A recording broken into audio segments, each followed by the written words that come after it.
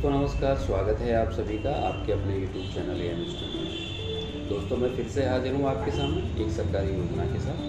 इसकी जानकारी आप तक पहुँचाना बेहद ज़रूरी है। दोस्तों काम की बात यह है, अपनी बेटी के नाम पर इस योजना में निवेश कर सकते हैं, बेहतर रिटर्न मिलेगा और पैसा भी सुरक्षित रहेगा। आमतौर पर बेटियों की पढ़ाई लिखाई से लेकर शादी तक हर बात की चिंता माता पिता को बहुत रहती है। माता पिता अक्सर यह सोचते रहते हैं कि ऐसा क्या किया जाए कि बेटियों का भविष्य अच्छा हो जाए, वो अच्छे से अच्छे पढ़ लिख सके। दरअसल सबसे ज़्यादा चिंता उसकी उच्च शिक्षा और शादी को लेकर होती है, क्योंकि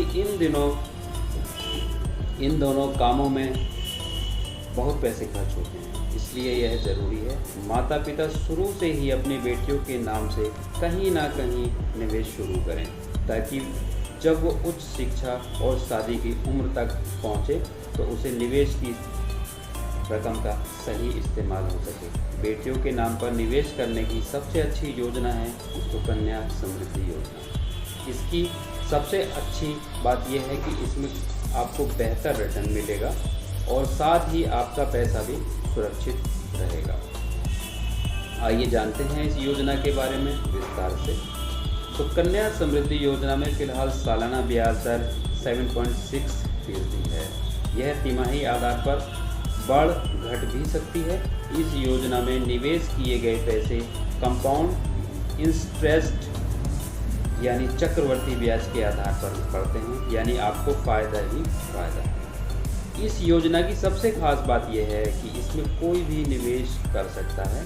इसमें एक वित्त वर्ष में न्यूनतम 250 रुपये और अधिकतम 1.5 लाख रुपये तक निवेश किया जा सकता है। इस योजना की एक और ख़ास बात यह है कि एक महीने या एक वित्त वर्ष में पैसे जमा करने की संख्या पर कोई सीमा नहीं है और इस योजना में जमा की गई राशि पर इनकम टैक्स एक्ट के सेक्शन 80C के तहत छूट भी मिलती है।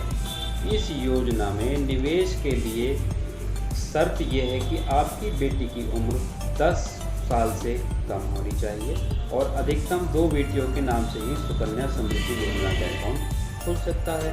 हालांकि जुड़वां या 3 बच्चों के नाम की जन्म स्थिति में 2 से ज़्यादा अकाउंट खोले जा सकते हैं। अकाउंट आप किसी भी बैंक या पोस्ट ऑफिस में खुलवा सकते हैं। इस योजना में अधिकतम 15 सालों तक की अवधि तक निवेश करना होता है, जबकि इस योजना में खोले गए अकाउंट को खोलने की तारीख के 21 साल बाद बंद किया जा सकता है।